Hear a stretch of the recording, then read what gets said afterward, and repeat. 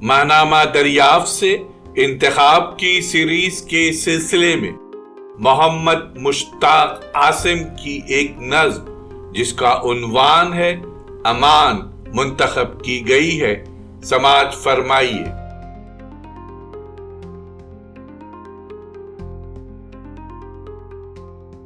پیاس دشت کربلا میں گونجتی آواز ہے،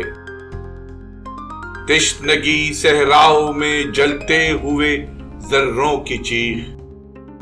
ہجرتوں کے اس سفر میں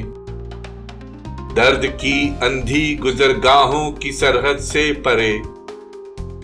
میں کہ شہر آشتی و امن کا طالب رہا،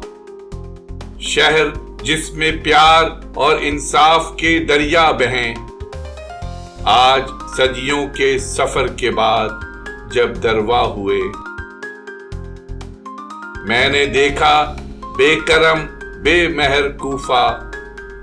میرا گھر میرا نگر۔